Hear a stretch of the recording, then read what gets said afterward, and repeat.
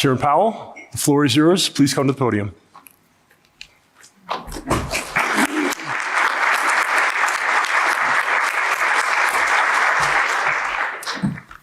Thank you, Peter, and good morning, everyone. Esther, thank you very much for the opportunity to speak here today. At past Jackson Hole conferences, I have discussed broad topics, such as the ever-changing structure of the economy and the challenges of conducting monetary policy under high uncertainty. Today, my remarks will be shorter, my focus narrower, and my message more direct. The Federal Open Market Committee's overarching focus right now is to bring inflation back down to our 2% goal.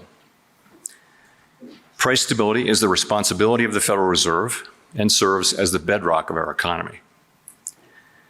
Without price stability, the economy does not work for anyone. In particular, without price stability, we will not achieve a sustained period of strong labor market conditions that benefit all.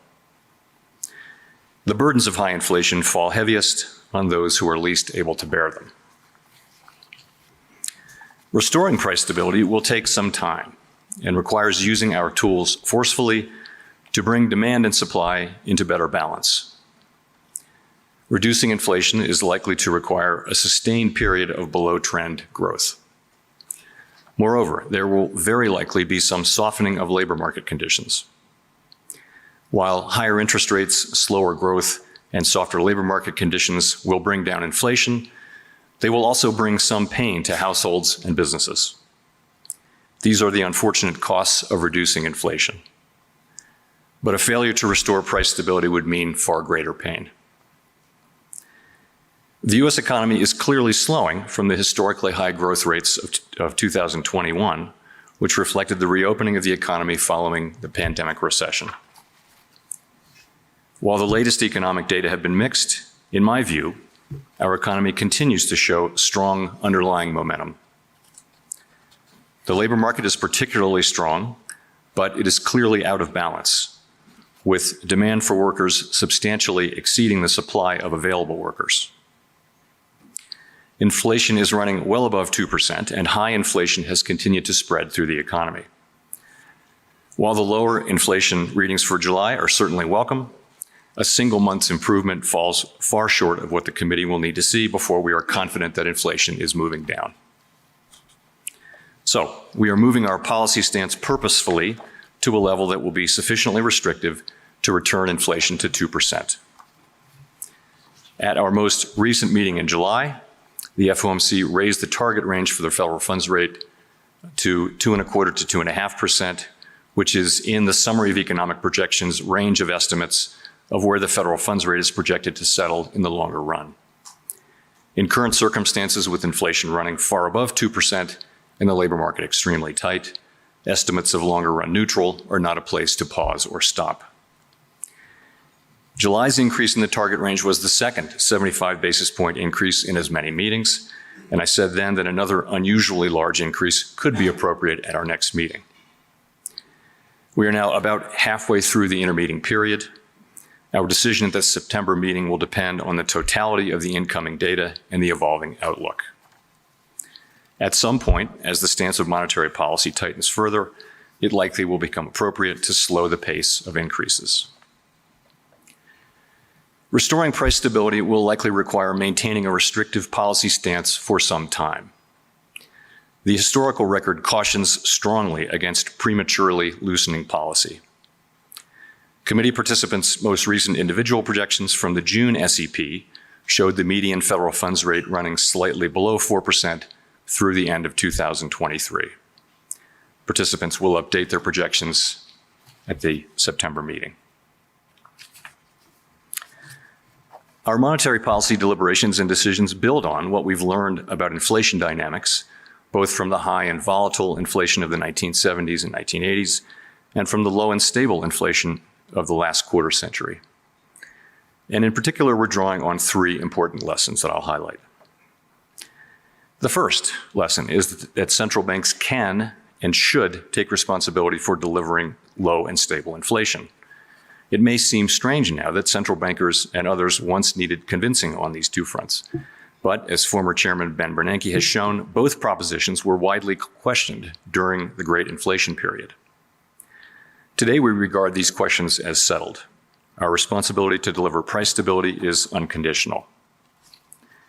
It is true that the current high inflation is a global phenomenon, and that many economies around the world face inflation as high or higher than seen here in the United States. It's also true, in my view, that the current high inflation in the United States is the product of strong demand and constrained supply, and that the Fed's tools work principally on aggregate demand. None of this diminishes the Federal Reserve's responsibility to carry out our assigned task of achieving price stability. There is clearly a job to do in moderating demand to better align with supply. We are committed to doing that job. The second lesson is that the public's expectations about future inflation can play an important role in setting the path of inflation over time. Today, by many measures, longer-term inflation expectations appear to remain well anchored. That is broadly true of surveys of households, businesses, and forecasters, and of market-based measures as well. But that is not grounds for complacency, with inflation having run well above our goal for some time. If the public expects that inflation will remain low and stable over time, then, absent major shocks, it likely will. Unfortunately, the same is true of expectations of high and volatile inflation. During the 1970s, as inflation climbed, the anticipation of high inflation became entrenched in the economic decision-making of businesses and households. The more inflation rose, the more people came to expect it to remain high, and they built that belief into wage and price decisions. As former Chairman Paul Volcker put it at the height of the Great Inflation in 1979, inflation feeds in part on itself, so part of the job of returning to a more stable and more productive economy must be to break the grip of inflationary expectations. One useful insight into how actual inflation may affect expectations about its future path is based in the concept of rational inattention. When inflation is persistently high, households and businesses must pay close attention and incorporate inflation into their economic decisions.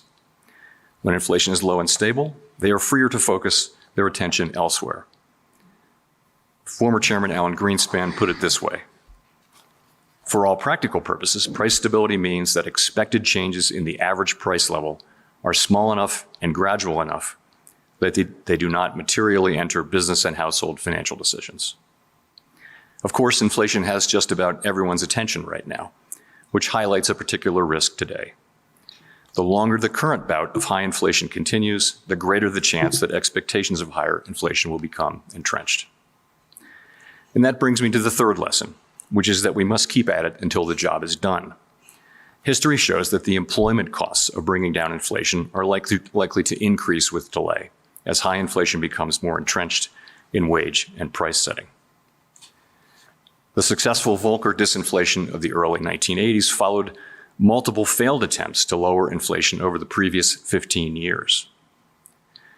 A lengthy period of very restrictive monetary policy was ultimately needed to stem high inflation and to start the process of getting inflation down to the low and stable levels that were the norm until the spring of last year.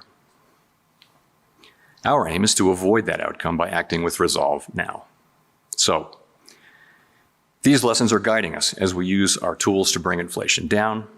We are taking forceful and rapid steps to moderate demand so that it comes into better alignment with supply and to keep inflation expectations anchored. We will keep at it until we're confident the job is done.